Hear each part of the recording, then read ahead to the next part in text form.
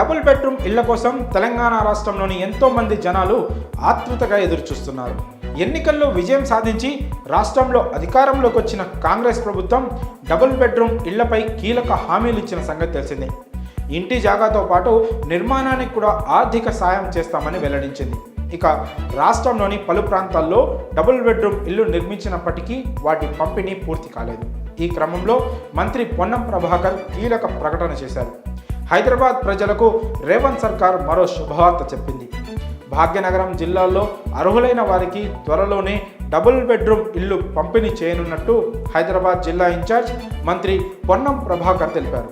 జిల్లా అభివృద్ధి సంక్షేమంతో పాటు పెండింగ్ పనుల పురోగతిపై బుధవారం అధికారులతో సమీక్ష నిర్వహించారు మంత్రి పొన్నం. ఈ సందర్భంగా ఆయన డబుల్ బెడ్రూమ్ ఇళ్లకు సంబంధించి ఓ కీలక ప్రకటన చేశారు. జిల్లాలో 7 ప్రాంతాల్లో డబుల్ బెడ్రూమ్ ఇళ్లు నిర్మాణాలు ఇప్పటికే పూర్తయ్యాయని తెలిపారు. జీహెచ్ఎంసీ అధికారులతో సమన్వయం చేసుకొని అర్హులైన వారికి ఆ డబుల్ బెడ్రూమ్ ఇల్లు కేటాయించనున్నట్టు వెల్లడించారు. అలానే గురుకులాల్లో చదువుతున్న విద్యార్థులకు కూడా మంత్రి పొన్నం శుభవార్త చెప్పారు. వారికి పెరిగిన డైట్ ఛార్జీలు అమలు చేస్తామని తెలిపారు.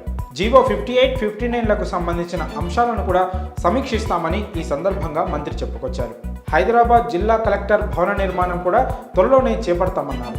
అధికారులు సమన్వయంతో పనిచేయాలని సూచించారు. అలానే ప్రజల అవసరాలకు అనుగుణంగా జిల్లాలో కొత్తగా చేపల మార్కెట్లు నిర్మించే ఆలోచన ఉందని మంత్రి పొన్నం వివరించారు. అవసరమైతే ప్రతి మండలంలో ఒక చేపల మార్కెట్ను ఏర్పాటు చేస్తామని పేర్కొన్నారు. ఈ మేరకు ప్రణాళికలు సిద్ధం చేయాలని సంబంధిత అధికారులకు మంత్రి పొన్నం ఆదేశించారు.